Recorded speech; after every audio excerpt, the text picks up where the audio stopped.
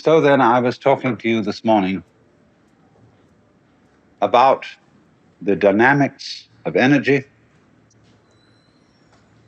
about the way in which we select vibrations,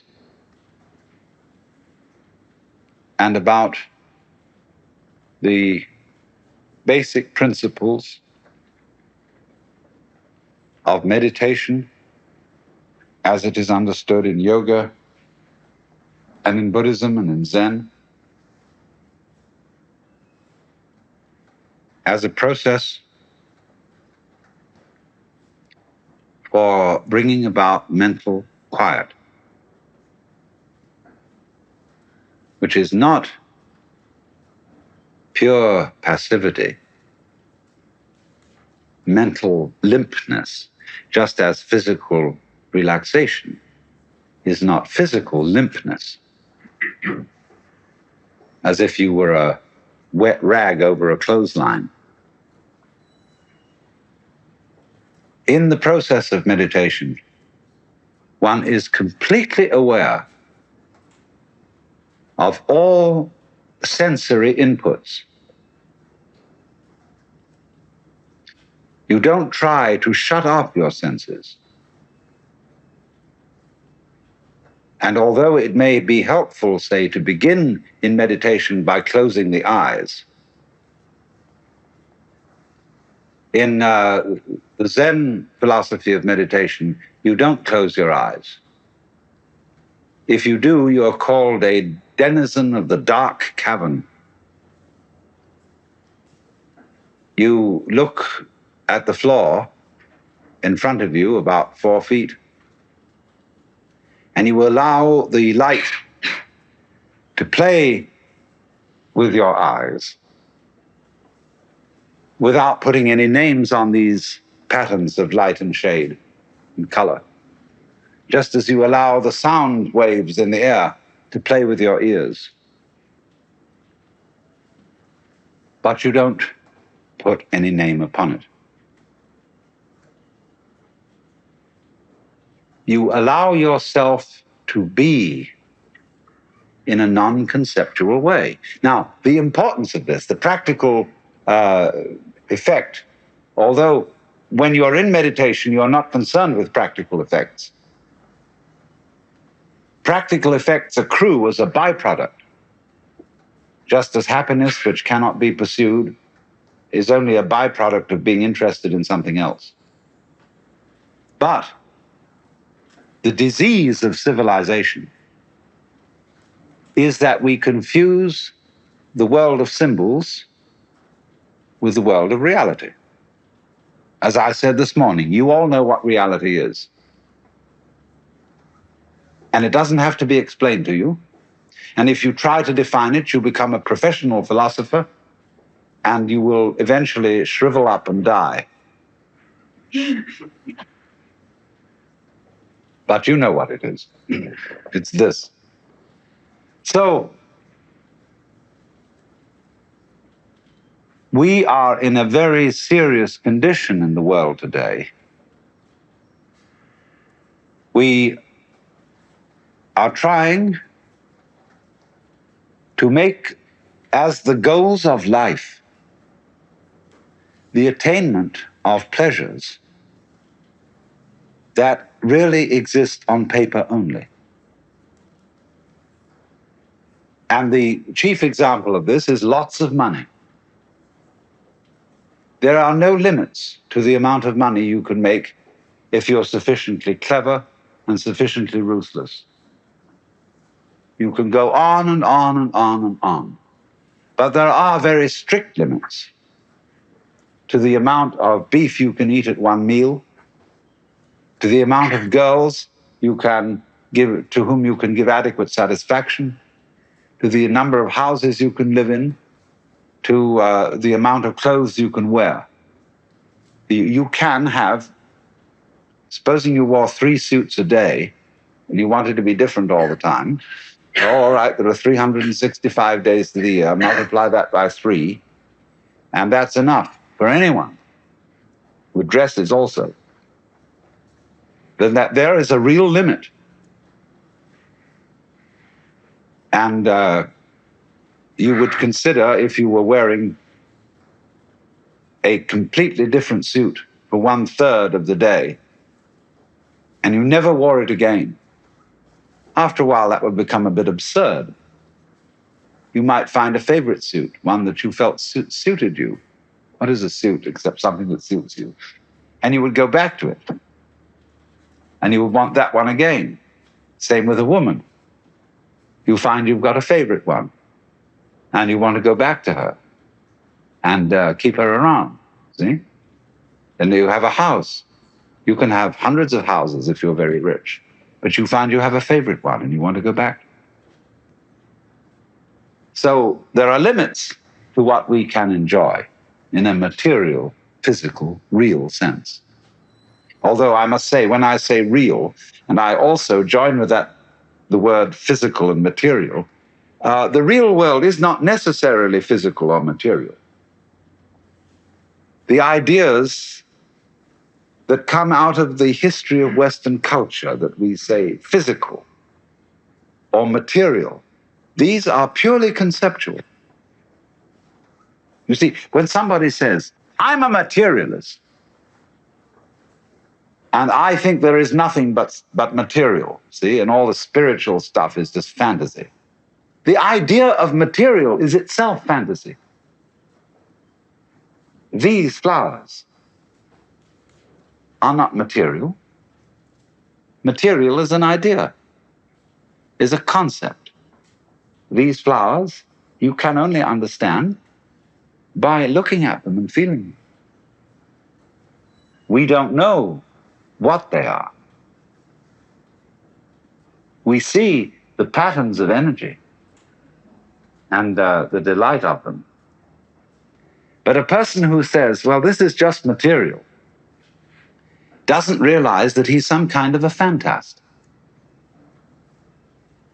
He's trying to say, he's trying to put his personality up against the spiritual people who say the real thing in life is beyond all these things that we see and hear, so on.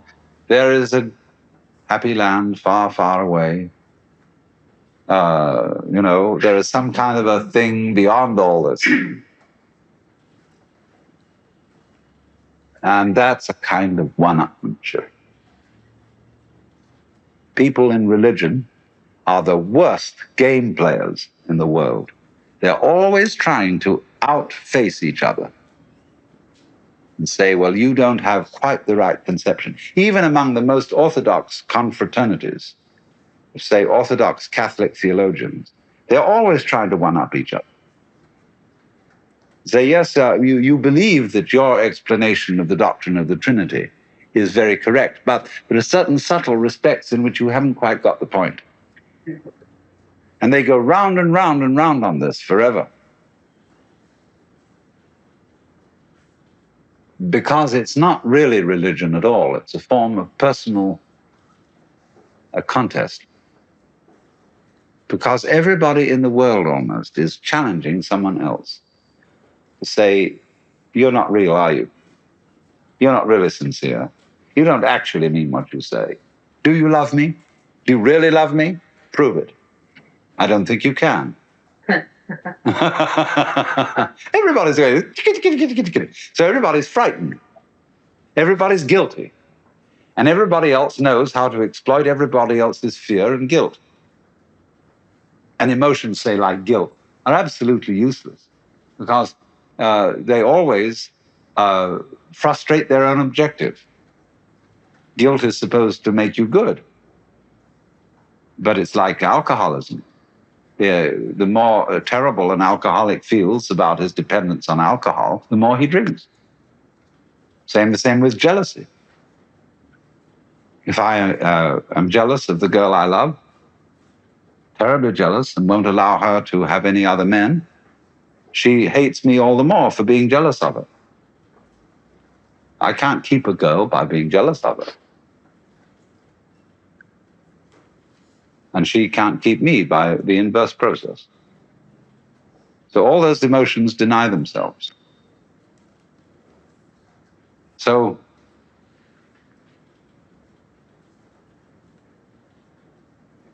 We have to see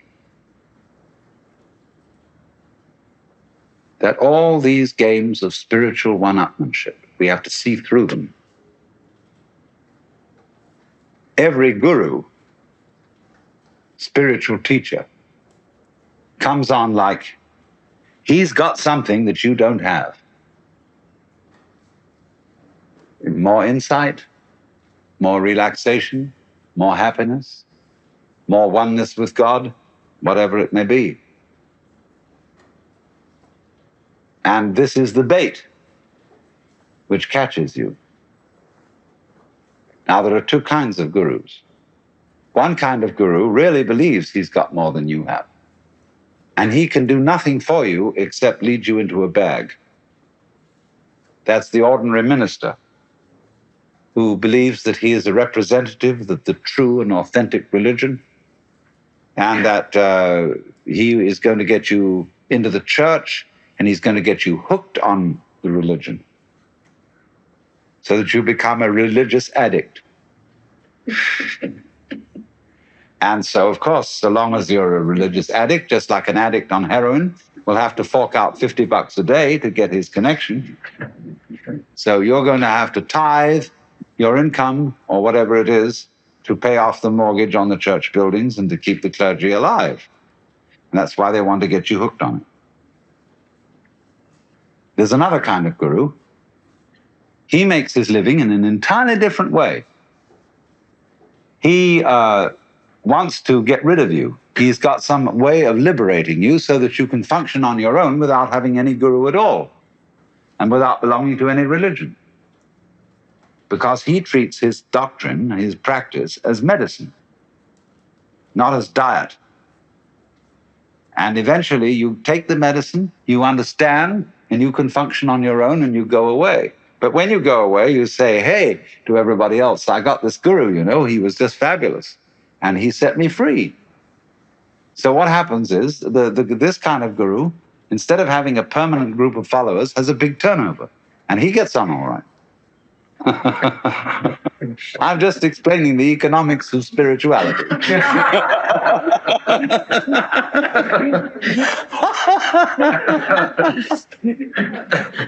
And there's another side to this, incidentally. Wherever a guru happens to liberate people instead of enslaving them, other people will want to do the same thing. And that's all right. If you're a close type guru with want people to stick around to pay the mortgage, you don't want any other gurus in competition with you,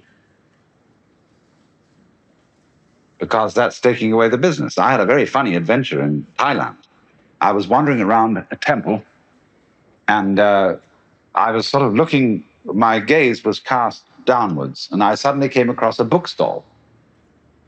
And there was a book on the kind of meditation they do in Southern Buddhism. And I said, oh, I was just sort of talking out loud to myself, that must be Satipatthana. And a voice said, you practice Satipatthana? And I looked up, and there was a yellow-robed monk who spoke English, standing in charge of the bookstall. He was kind of red-eyed. And I looked at him and said, well, not exactly. I practice Zen. Oh, Zen, not Satipatthana. Well, I said, it's all kind of the same thing. It's like yoga. No, Satipatthana, not yoga. Now, listen, I said, you Buddhists are supposed to be open-minded and to believe that there are many, many ways of realization. No, Satipatthana, only correct way. Well, I said, you talk like a Roman Catholic. They say they have the only true way. I said, you know what you're like? You've got a ferry boat concession. A ferry boat concession to take a ferry across the river. And a few miles down the river, somebody else opens up a ferry boat. And you complain to the police and the government. Say, he shouldn't open up because he's in competition with me. Now, the truth of the matter is this. I'm talking still about the economics of spirituality.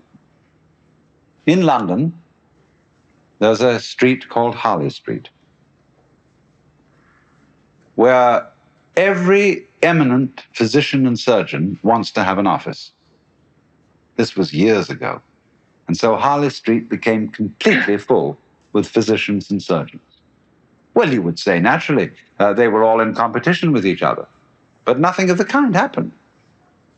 They all became equally prosperous, so that they had to open up Wimpole Street, which was the next street to Harley Street. And when they had filled that up, they opened up Welbeck Street, which ran along next to it. And when they filled that up, they got Queen Anne Street, which ran parallel. And the whole area is nothing but physicians, surgeons, and dentists. And they are all fantastically prosperous because they've got the right address. See, once you've got into Harley Street, you're there. So it's like you're a guru, and you set up in Sausalito or Big Sur or Hollywood, whatever, you're in the right place. And we can take any number, and the more we have, the more prosperous everybody will be. This is the economics of plenty. And it's all based, you see, if you really work it right, it's based on a big turnover. You don't try to capture people. You don't try to make them faithful to you. You don't want to tie them up. But you see, if you do that and you set them all free, you really get them going. That's what you're supposed to do. That's your job, to liberate them. And then they're grateful and they send their friends to you. So,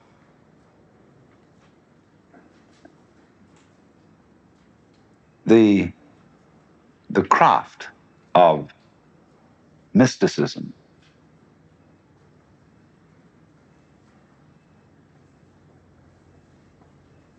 you see, I just want to be very frank with you because, after all, you pay to come to these seminars. And in India, it's considered very, very immoral to ask for money for spiritual teaching. But that's a different culture from ours. In the United States, it would be immoral not to ask money. Because in the United States, people disrespect anything they get free. And they have to give money as a token of their sincerity, just as, say, in India or in China, you have to give something else. You have to wait a long time. You have to be persistent in token of your sincerity. But in this country, the hang-up is money. So naturally, one asks for money. A person like myself only needs a relatively small amount of money. And so if you make an awful lot of it by being a successful guru, you give the rest away or do something creative and imaginative. Allen Ginsberg has a foundation. He makes a great deal of money by being a crazy poet. And he gives all that he doesn't need to help other poets.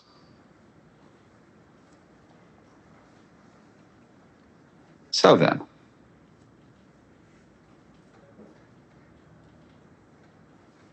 the point I'm making is this. Meditation, you are not trying to gain anything. To alter your state of mind from what it is now into some other state which you think it ought to be in, you are centering in where you are.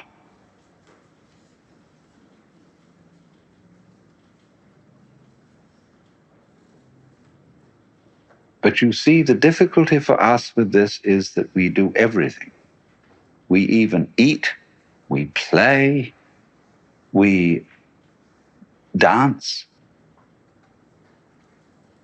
under the fundamental assumption that all this is good for us. We go to concerts to improve our culture, to the theater, to the movie, in order to be able to say we have become more educated. We have improved. And as a result of this kind of motivation, We don't really do those things at all. If you go to the concert to become more cultured, you are not really listening.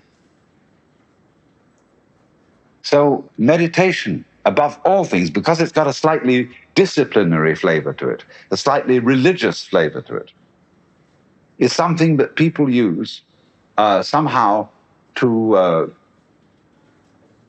get ahead in the game of spiritual one-upmanship. And I get sick and tired of people who go and study Zen and come back and brag about the long hours of meditation they put in and how much their legs hurt and what a great ordeal it was and how good it was for them and how you who haven't gone through this discipline are a kind of underling. See, I've had this put on me for years because I didn't go to Japan and didn't sit around in zendos and worked it my own way. And they say, well, you're just a dilettante. See, you haven't suffered as much as we have. And you really ought to suffer. You ought to put up with those long endurance tests.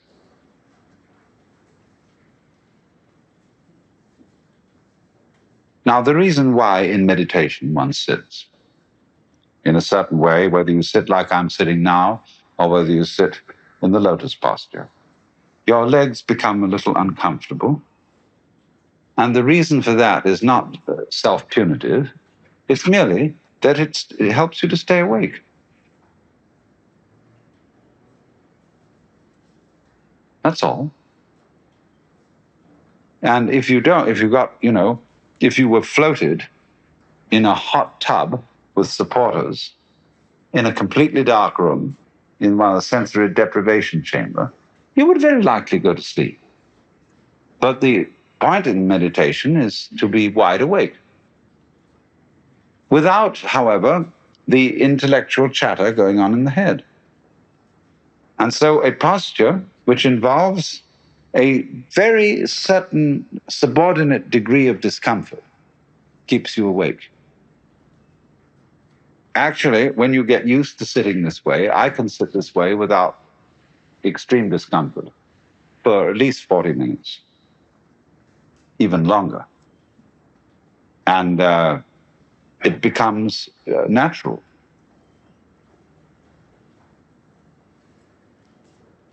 But as I explained, the point is to be wide awake and aware of your total sensory input without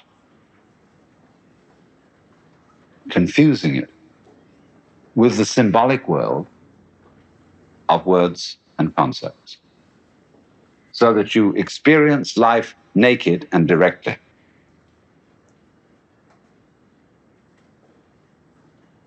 Experience you naked and directly, without having in your head the concept of who you are as a role player, as a personality, as an ego. And this becomes, in due course, a very pleasant thing to do, so that meditation becomes not something that you put in so much time at, like you might put in time in a jail, but becomes a pleasure. Of course, from the point of view of our religion in the United States, that's almost sinful. Religion isn't supposed to be a pleasure, because it's supposed to be joining with Christ in suffering on the cross. Look, there's enough inevitable suffering going on anyhow. You're going to die one of these days. Everybody encounters difficulties in their lives. You don't need to go out of your way to seek them. So now, there are two fundamental approaches to meditation.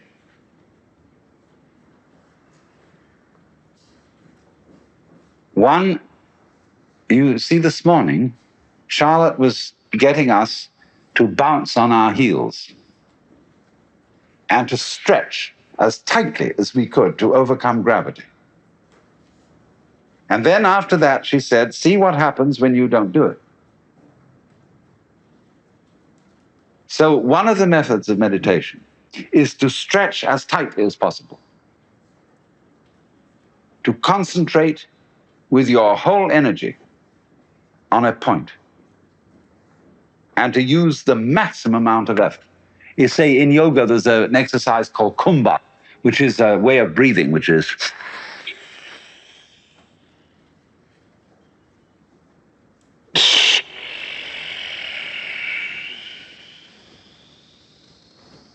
it's a kind of force, holding the breath as long and as tightly as you can. That was like the stretching we did. That's like those people who, say, in the Tendai temple up on Mount Hiei over Kyoto, who practice bowing. Thousands and thousands of bowings. They stand up, they kneel down and prostrate themselves on the floor, get up again, stand up, kneel down, prostrate them on the floor. And there are those Tibetan monks who do the Lungompa, running through the mountain trails with enormous leaps.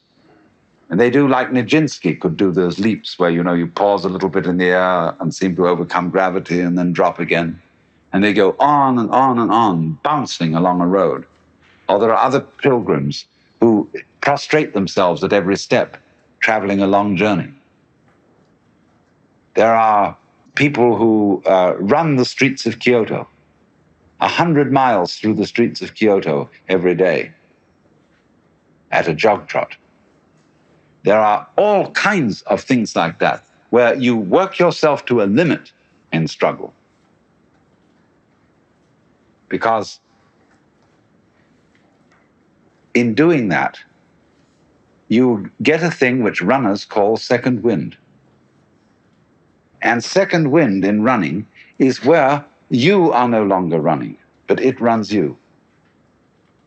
Where, in other words, the ego energy in the running is displaced and the energy of the whole organism takes over. And that is all the energy of the whole universe when you get second wind. So you get second wind in this fierce kind of meditation.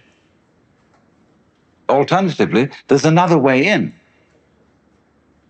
And in this way is a kind of so-called easy way. And one uses it for a different type of personality. There are certain people who must have the difficult way because they don't know they exist unless they're sitting on a spike. And those kind of people who don't believe they're real unless they hurt have to follow the difficult way. But there is a subtle way, which is the Taoistic approach, wherein instead of trying to master and dominate your body-mind, you let go of it. And you let it do whatever it wants to do. Let's suppose, for the sake of example, for a moment, you just close your eyes and allow your eardrums to respond to any sound going on.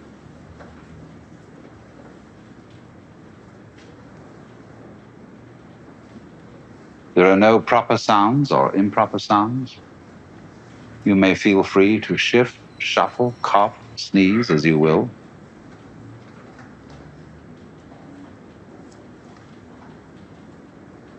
Don't try to identify, locate, or name the sounds that you hear. Just let the rippling air play with your eardrum.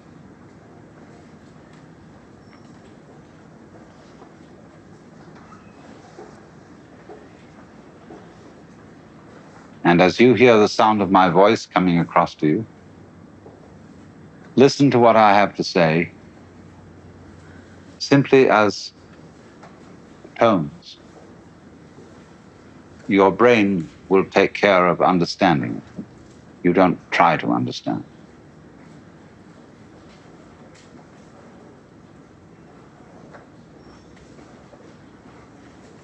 In other words, allow your ears to hear anything they want to hear.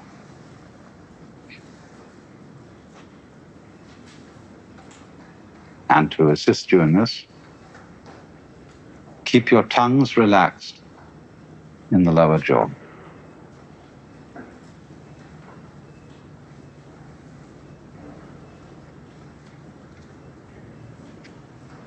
Listening to every sound in the whole field of air vibrations, as you would listen to music, as you would listen to Bach or Ravi Shankar, without trying to see any meaning.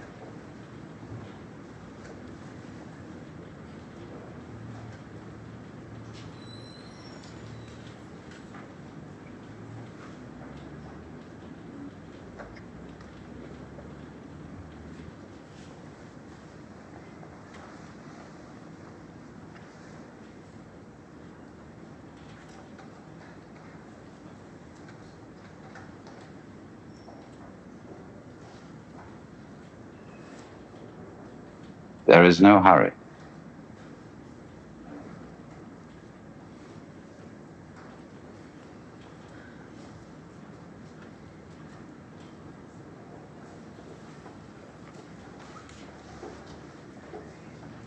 This is what there is.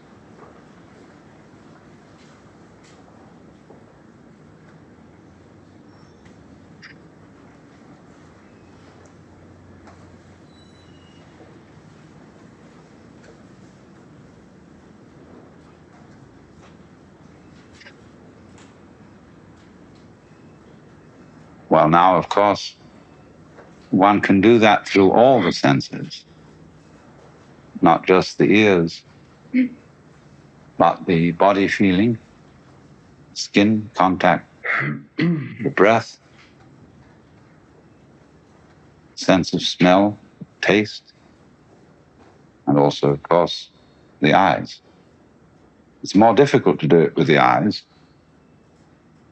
because our culture, as Marshall McLuhan has pointed out, is excessively visual. And because of the Gutenberg galaxy, because of making sense out of print and the enormous valuation placed on literacy, we've overbalanced one sense, which is the visual sense. When we say to somebody, you smell, that's uncomplimentary. We should say, of course, correctly, you stink, if we mean you have a bad smell. But everything connected with smell is repressed. And therefore, because we still continue to smell, it is an unconscious sense through which we relate to each other in ways that we don't know. You take an instinctive liking to someone because you like the smell, but you don't know that. You take an instinctive dislike to someone because you don't like the smell, but you don't know that. All sorts of things, all sorts of messages are passed through the nose, but we're not aware of them. We don't have an adequate vocabulary of smell. Only 3 adjectives in English are associated with smell uniquely: acrid, pungent, fragrant. All the others are associated with, borrowed from other senses. Think how many adjectives we have for vision, for sound, for taste. Although taste, of course, is inseparable from smell. So, the second way of meditation, which I was demonstrating to you, allowing your ears to hear whatever they want to hear. In the same way, you allow your breath to breathe any way it wants to breathe. You allow your muscle, skin feeling, the sense of touch, to feel any way it wants to feel. You allow your eyes to see anything they want to see. And finally, you allow your mind to think anything it wants to think. Let it go. This is the relaxed way. The other way is the tense way. They come to the same conclusion. You go around this way, take the right-hand path and go there, take the left-hand path and go there. I'm not going to evaluate between one and the other. It's up to the individual. But the way Charlotte and I have been interested in for a long time is the way which is natural, which doesn't force things, and which lets the organism, with its own inner sense of what is correct, do it by itself. So if you will let your mind, alone, you don't try to concentrate it, you don't try to discipline it, you merely let it do whatever it wants to do. Whatever thoughts want to flow through your head, let them flow. Don't try either to get with them and make something of it, and don't try to stop them. Just let them go. Besides, who are you as distinct from your thoughts, as distinct from your visual, auditory, tactile, olfactory sensations? Who might intervene and say, you do otherwise? Because when we get that terrific split between our experience, our feelings, our sensations, on the one hand, and on the other, something called the experiencer, the control agent who has and who directs all these things, there's the root of our trouble. Because we are confusing ourselves with an image of ourselves. And under those circumstances, we define the living organism as a material object, the body, which corrupts and which is somehow antithetical to spirit. Not realizing that the idea of the body as something antithetical to spirit is purely a conception. This is not a conception. And as we see it now from the standpoint of 20th century quantum physics, it's a shimmering phenomenon of electrical energy. It's a light show.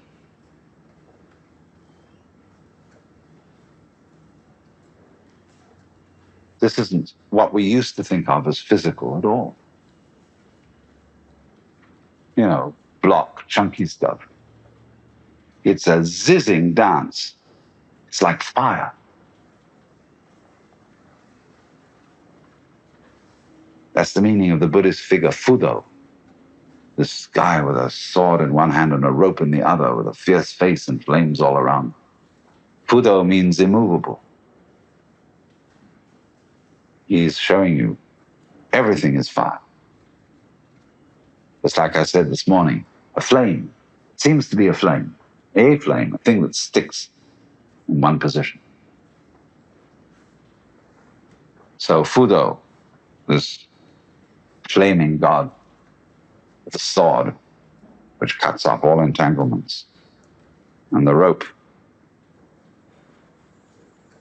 I don't know what the rope's for. Maybe just for wiggling. He cuts loose our conceptions so that we can see this all too solid flesh dissolve.